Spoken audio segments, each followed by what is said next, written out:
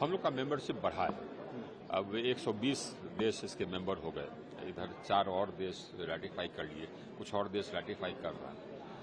और इसके बाद फिर इंटरनेशनल सोलर अलायंस ये प्रोजेक्ट्स जो लॉन्च किया था वो अब कंप्लीशन की तरफ आ रहे हैं और प्रोजेक्ट्स हम लोग लॉन्च कर रहे हैं। तो इंटरनेशनल सोलर अलायंस के प्रति जो सभी देशों का जो कमिटमेंट है वो बढ़ा है, कमिटमेंट लेवल काफ़ी बढ़ा है। आज ही हम लोगों ने 4 प्रोजेक्ट्स को लॉन्च किया 4 अलग अलग देश में।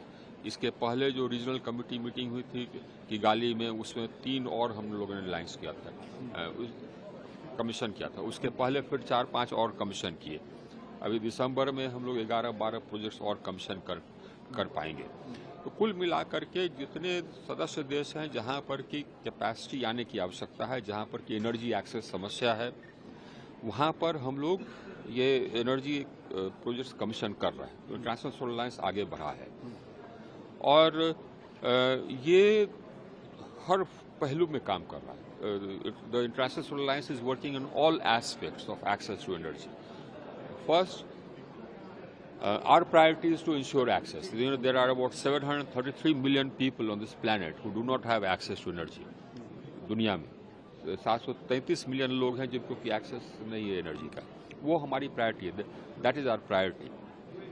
सो what we are doing is number of things. We are training people, तो हमने ट्रेनिंग सेंटर जगह जगह खोला है। हम लोगों को कंसल्टेंसी दे रहे हैं, हेल्प कर रहे हैं सभी कंट्रीज को कि जिस तरह से वो techno commercial regulatory mechanism setup करना है, उसमें हम कंसल्टेशन दे रहे हैं, हेल्प कर रहे हैं। फाइनेंसिंग में हेल्प कर रहे हैं।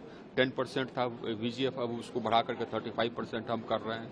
तो हर एक पूरे स्फीयर में टेक्नोलॉजी में हम हेल्प कर रहे हैं। हमारे जो एक्सपर्ट्स हैं वो डिफरेंट कंट्रीज में ऐसा के एक्सपर्ट्स, मतलब कि हमारे इंडिया भी उसमें एक्सपर्टीज कंट्रीब्यूट करता है, लेकिन इंटरनेशनल सोलर अलायंस के एक्सपर्ट्स डिफरेंट कंट्रीज में जा करके हम लोग ये देते हैं कि ये एक्सपर्टीज अवेलेबल कराते हैं ताकि प्रोजेक्ट सेटअप हो सके।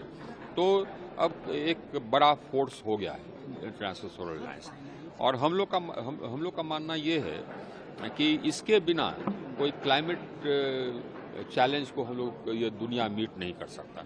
You spoke about financing. Financing is an issue. Investments in the developing countries, especially in sub-Saharan Africa, is an issue, is a major issue.